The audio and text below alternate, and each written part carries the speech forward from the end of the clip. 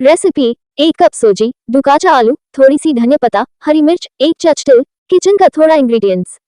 रामू और गंगा एक छोटे से गांव में रहते थे। रामू के पास थोड़ी सी जमीन थी जिस पर वह खेती करता था। गंगा घरों में बर्तन साफ करने और कपड़े धोने का काम करती थी।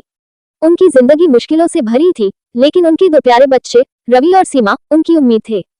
रवि बड़ा था, लगभग 8 साल का, और सीमा उससे 2 साल छोटी। रामू और गंगा दोनों अनपढ़ थे, लेकिन वे अपने बच्चों को अच्छी शिक्षा देना चाहते थे। वे मानते थे कि शिक्षा ही उनके बच्चों को गरीबी के चंगुल से निकाल सकती है। गांव में एक सरकारी प्राथमिक विद्यालय था। रामू और गंगा ने दोनों बच्चों का वहां दाखिला करा दिया।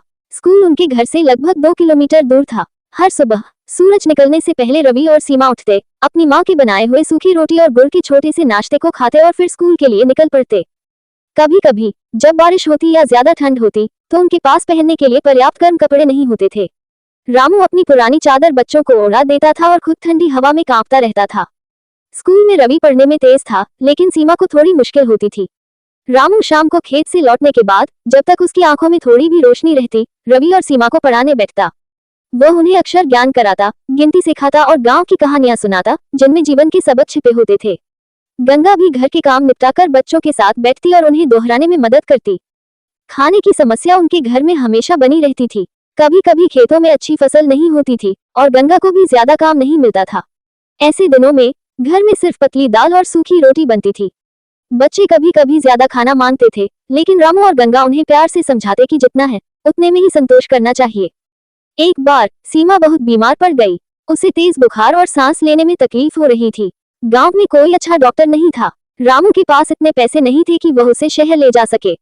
वह रात भर सीमा के माथे पर ठंडी पट्टी रखता रहा और भगवान से उसकी सलामती की दुआ करता रहा। गंगा भी आंसुओं भरी आंखों से अपनी बेटी के पास बैठी रही। किसी तरह सीमा धीरे धीरे ठीक हुई, लेकिन उस घटना ने रामू और गंगा को अंदर तक हिला दिया था। उन्होंने ठान लिया कि वे अपने बच्चों के लिए हर मुश्किल का सामना करेंगे। रवि धीरे धीरे बड़ा हो रहा था। उसने प्राथमिक शिक्षा पूरी कर ली थी, लेकिन गांव में आगे की पढ़ाई के लिए कोई अच्छा स्कूल नहीं था।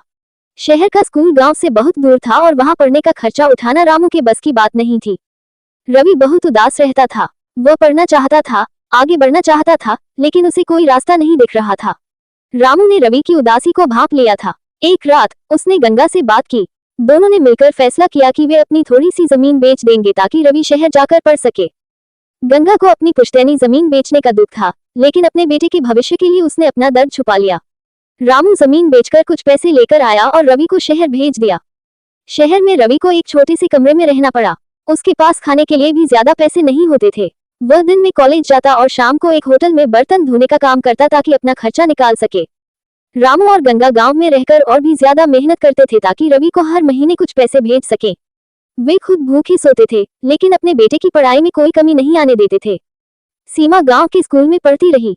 वह अपनी माँ के कामों में मदद करती थी और अपने पिता का ध्यान रखती थी। उसे अपने भाई की याद आती थी, लेकिन वह जानती थी कि रवि शहर में उनके बेहतर भविष्य के लिए पढ़ रहा है। कई साल बीत गए। रवि ने कड़ी मेहनत से अपनी पढ़ाई पूरी की। उसे एक अच्छी कंपनी में नौकरी मिल गई। जब उसे पहली तनख्वाह मिली तो वह सीधा गांव भागा। उसके हाथों में ढेर सारे तोहफे थे और उसकी आंखों में कृतज्ञता के आंसू। रवि ने अपने माता पिता के पैर छुए। रामू और गंगा ने अपने बेटे को गले लगा लिया। उनकी बरसों की तपस्या आज रंग लाई थी। रवि ने गांव में एक छोटा सा पक्का घर बनवाया। उसने अपनी माँ का काम छुड़वा दिया और अपने पिता को खेतों में ज्यादा मेहनत नहीं करने दी।